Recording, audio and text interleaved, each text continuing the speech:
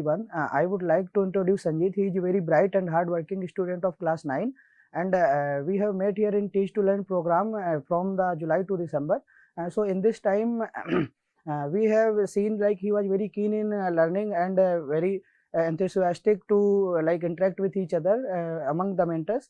And during our sessions, we have seen like he was very interactive to us also while discussing the concepts. So in this whole video, we are going to discuss about the fascinating concepts of the gyroscope. So we have discussed with each other together in that. So I would like to wish him very best for his future endeavors. So keep learning, keep growing. Thank you. Hello, hi. My name is Sanjeet. I'm studying 9th standard Chennai Boys Higher Secondary School. I'm coming from Saidabad. இப்போ நம்ம என்ன பார்க்க போறோம்னா gyroscope பத்தி பார்க்க போறோம்.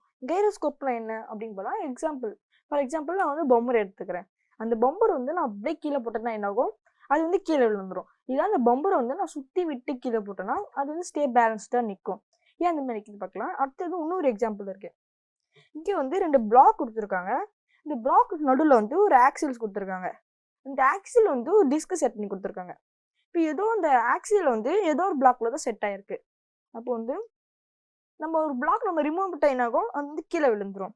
இதுவே அந்த டிஸ்க் வந்து சுற்றிட்டு இருக்க சொல்ல நம்ம அந்த பிளாக் வந்து நம்ம ரிமூவ் பண்ணிட்டா என்ன ஆகுதுன்னு பார்த்தீங்கன்னா அது வந்து ஸ்டேபிளா அது வந்து பேலன்ஸோட நின்று சுத்த ஆரம்பிச்சுது.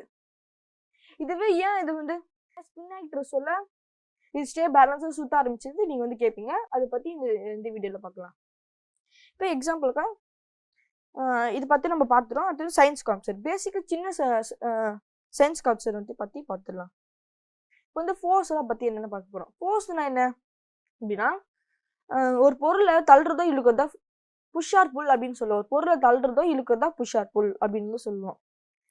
அடுத்தது வந்து மோஷன் என்ன, மோஷன்னா நான் வந்து ஒரு பாயிண்ட்ல வந்து ஒரு பால் வச்சிருக்கேன். அந்த பால் வந்து நான் கிக் பண்ணனா என்ன ஆகுன்னு பார்த்தீங்கன்னா அது ரெஸ்ட்ல இருக்க பால் வந்து மூவ்மெண்ட் ஆகும், அதாவது மோஷனுக்கு போகும். அதுதான் வந்து மோஷன் அப்படி வந்து சொல்லுவாங்க. மூவ்மெண்ட் தான் நம்ம மோஷன் சொல்லுவாங்க. அது வந்து டிரான்ஸ்லேஷன் என்ன, நான் ஒரு பாயிண்ட்ல இருந்து இப்போ இங்க பாயிண்ட்ல இருந்து நான் ஒரு பால் வந்து கிக் பண்றேன்னா இன்னொரு பாயிண்ட்டுக்கு போய் டிரான்ஸ்ல ஆகுது தான் டிரான்ஸ்லேஷன் அப்படி வந்து சொல்லுவாங்க. அது வந்து ரொட்டேஷனா என்னன்னு பார்த்தீங்கன்னா இப்போ வந்து நான் ஒரு கையில் ஒரு பென்சில் எடுத்துக்கிறேன். அந்த பென்சில் வந்து ஒரு பாயிண்ட்ல வந்து நான் ஃபிட் பண்ணிட்டேன். அந்த ஆக்சிஸை பொறுத்து இந்த பென் வந்து பென்சில் வந்து சுத்த ஆரம்பிச்சிட்டு தான் அதான் நம்ம வந்து ரொட்டேஷன் அப்படின்னு வந்து சொல்லுவாங்க.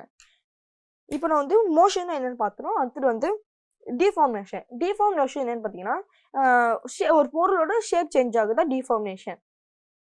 இப்போ பாருங்க, நான் ஒரு பால் பேப்பர் எதுவும்னா எடுத்துக்கலாம். நான் வந்து பலூன் எடுத்துக்கிறேன். அந்த பலூன் வந்து அந்த ஷேப் இருக்காம நான் ஒரு ப்ரெஸ் கொடுத்தேன்னா அந்த ஷேப் வந்து சேஞ்ச் ஆகுதான் டிஃபார்மேஷன் அப்படின்னு சொல்லுவாங்க. ஓகே, ஃபோர்ஸ்லாம் பற்றி நம்ம என்னன்னு பார்த்துறோம். அடுத்தது வந்து நியூட்டன் ஃபோர்ஸ் யூனிட் என்னன்னு பார்த்தீங்கன்னா நியூட்டன் சொல்லுவாங்க. நியூட்டன் வேற யாரு, நியூட்டன் ஒரு scientist name. Newton's laws of motion வந்து 3 லா சொல்லியிருக்காரு நியூட்டன். ஃபர்ஸ்ட்ல என்னன்னு பார்த்தீங்கன்னா ஒரு பொருள் வந்து ரெஸ்ட்ல இருக்கு. அந்த ரெஸ்ட்ல இருக்க பொருள் வந்து நான் ஃபோர்ஸ் அப்ளை பண்ணா ரெஸ்ட்ல இருக்க பொருள் வந்து மூவ்மெண்ட் ஆகும், அதாவது மோஷன் ஆகும். அதுதான் ஃபர்ஸ்ட்ல சொல்லியிருக்காங்க. செகண்ட்ல என்னன்னு பார்த்தீங்கன்னா நான் ஒரு பால் வந்து தூக்கி போறேன்னு வச்சுக்கோங்க.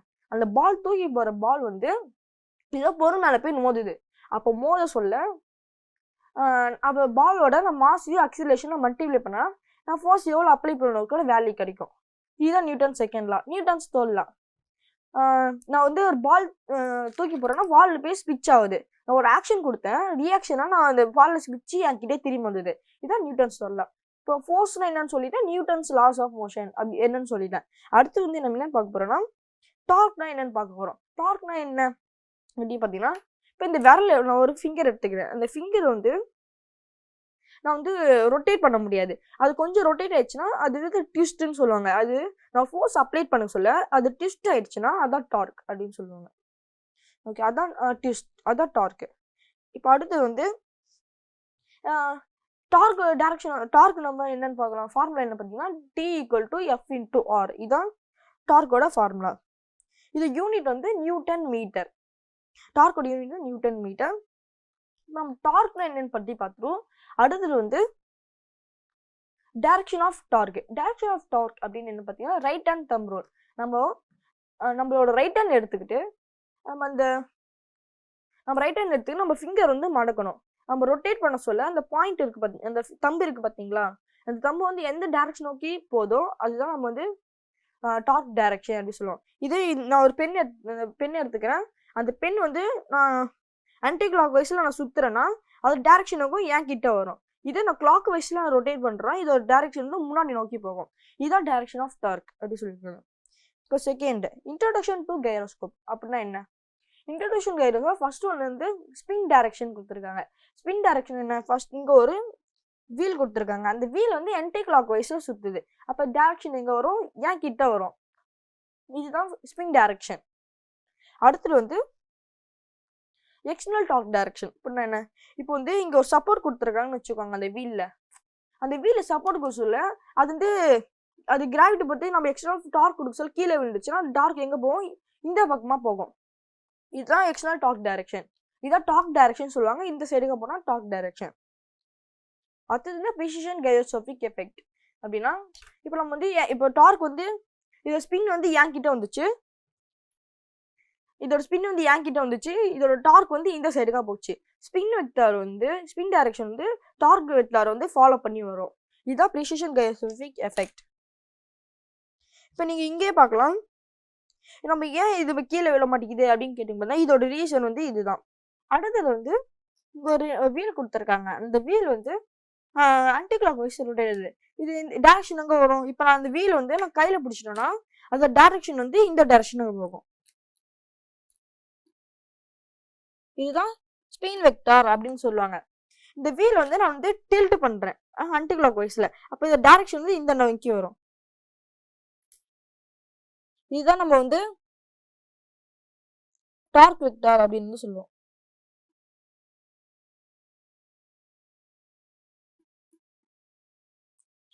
அப்போ ஸ்பின் வெக்டார் வந்து டார்க் வெக்டாரை ஃபாலோ பண்ணி வரும். அப்போ இதோட டைரக்ஷன் எங்க போகும்? மேலே போகும். இப்போ நீங்க இங்கே பார்க்கலாம், நான் ரைட் ஹேண்ட் மேலேயும் லெஃப்ட் ஹேண்ட் கீழே நான் இறக்க சொல்ல என்ன ஆகுது? இது வந்து ஆன்டி கிளாக் வைஸ்ல சுத்த ஆரம்பிச்சிருது.